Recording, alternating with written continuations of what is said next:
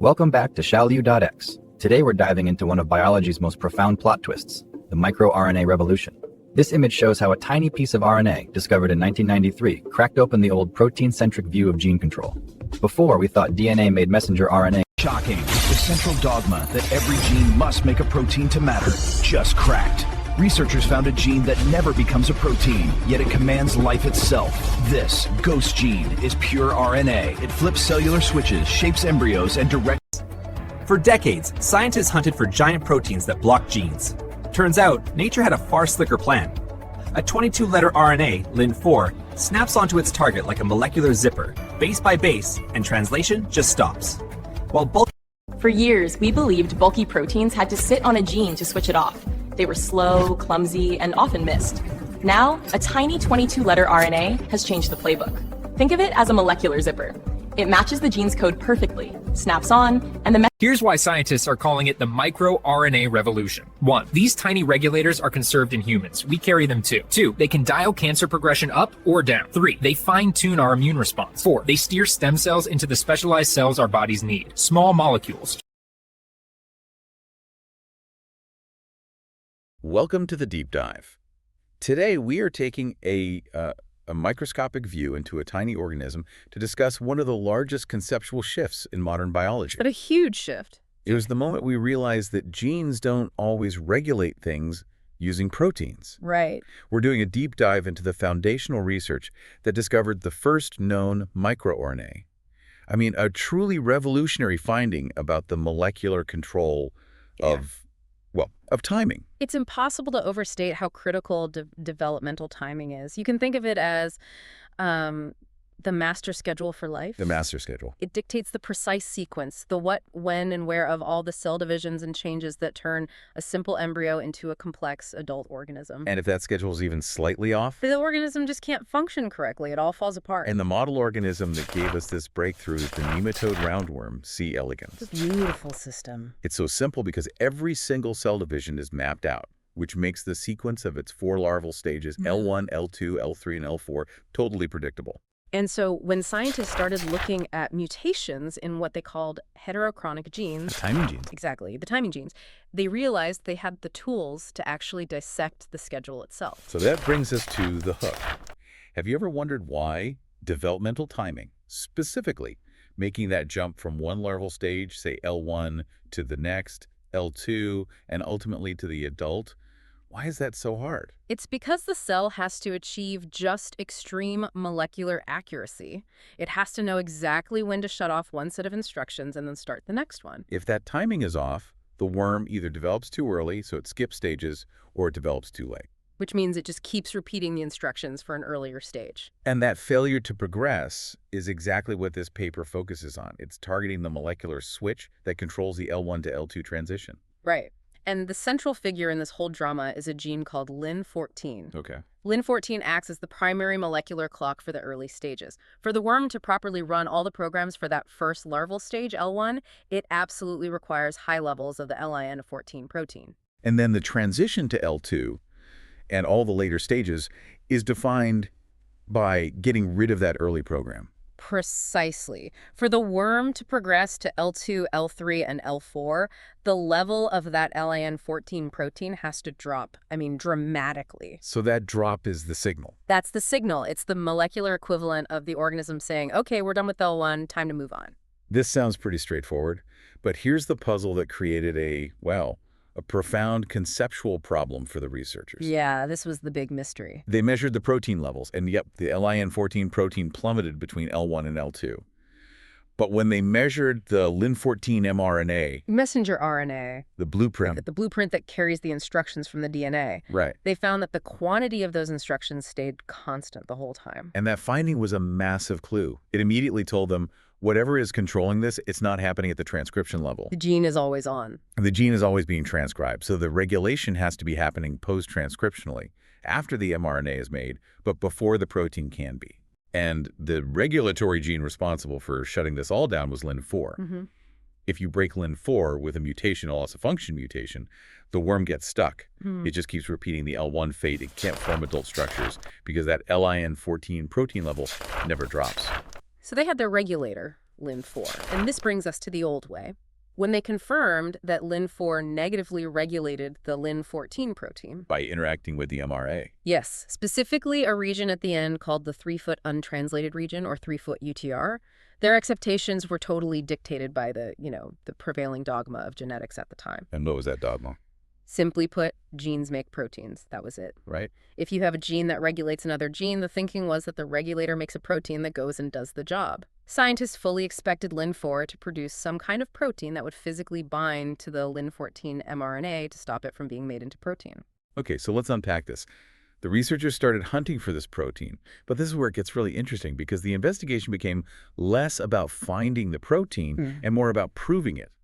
That it didn't exist. Exactly. And that defined the novel method they used. It was really elegant molecular detective work. It was. They first cloned the functional region of the lin-4 gene, a tiny piece of DNA, and then they systematically tried every way they could think of to break the instructions for a protein inside that segment.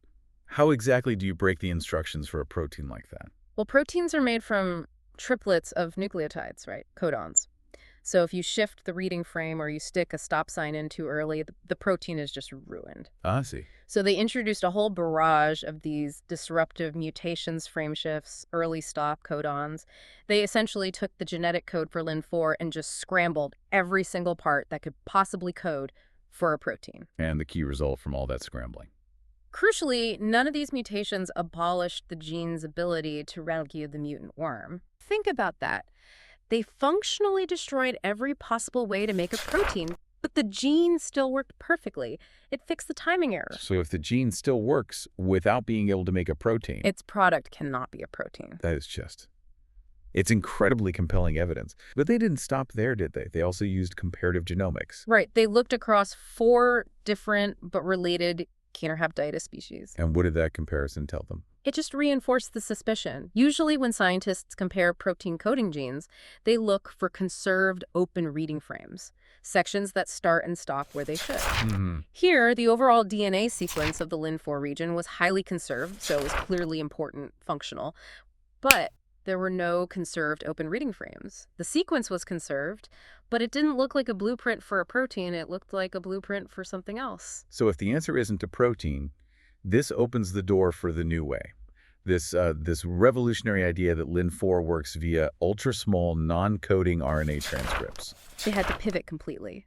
They stopped looking for big messenger RNAs and instead used extremely sensitive techniques like northern blots, designed to fish out the smallest possible RNA products. And what did they fish out? A total shocker. They found 2 distinct tiny transcripts. One, they labeled lin-4L for long, which was about 61 nucleotides. And the second, lin-4S for short, was only about 22 nucleotides. 22. I mean, to anyone who knows biology, that's practically invisible. It is. This was one of the smallest functional regulatory RNAs ever identified. It was pushing the boundaries of what a gene could even be. And the gene's entire function depended on these tiny molecules. This is where the paper stops just hypothesizing and starts proving, which brings us to the demo. And just looking at these results, they're so visually stunning in their simplicity. We can break the proof down into 3 key demonstrations that just nail the RNA hypothesis. Okay, so demo 1 is the phenotype rescue. This is the easiest one to picture.